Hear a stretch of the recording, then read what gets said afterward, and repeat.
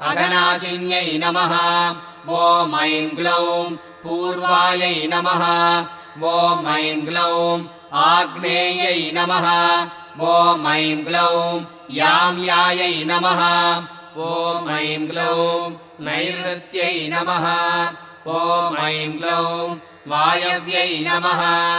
ॐ ऐं ग्लौं उत्तरायै नमः ॐ ऐं ग्लौं वारुण्यै नमः ॐ ऐं ग्लौं ऐशान्यै नमः ॐ ऐं ग्लौं ऊर्ध्वायै नमः ॐ ऐं ग्लौं अधस्थितायै नमः ॐ ऐं ग्लौं पृष्ठायै नमः ॐ ऐं ग्लौं दक्षायै नमः ॐ ऐं ग्लौं अग्रगायै नमः ॐ ऐं ग्लौं वामगायै नमः ॐ ऐं ग्लौं हृङ्गायै नमः ॐ ऐं ग्लौं नाभिकायै नमः ॐ ऐं ग्लौं ब्रह्मरन्ध्रायै नमः ॐ ऐं ग्लौं अर्कायै नमः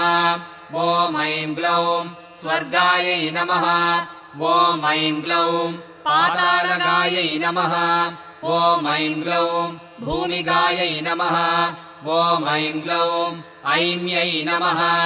ॐ ऐं ग्लौं ह्रियै नमः ॐ ऐं ग्लौं श्रियै नमः ॐ ऐं ग्लौं क्लीम्यै नमः ॐ ऐं ग्लौं तीर्थायै नमः ॐ ऐं ग्लौं गत्यै नमः ॐ ऐं ग्लौं प्रीत्यै नमः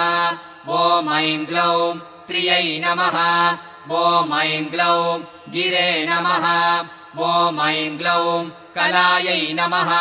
ॐ ऐं ग्लौं अव्ययायै नमः ॐ ऐं ग्लौं ऋग्रूपायै नमः ॐ ऐं ग्लौं यजुर्रूपायै नमः ॐ ऐं ग्लौं सामरूपायै नमः ॐ ऐं ग्लौं परायै नमः ॐ ऐं ग्लौं यात्रिण्यै नमः ॐ ऐं ग्लौं उदुम्बरायै नमः ॐ ऐं ग्लौं गदाधारिण्यै नमः ॐ ऐं ग्लौं असिधारिण्यै नमः ॐ ऐं ग्लौं शक्तिधारिण्यै नमः ॐ ऐं ग्लौं शापधारिण्यै नमः ॐ ऐं ग्लौं इक्षुधारिण्यै नमः ॐ ऐं ग्लौं शूलधारिण्यै नमः ॐ ऐं ग्लौं चक्रधारिण्यै नमः ॐ ऐं ग्लौं सृष्टिधारिण्यै नमः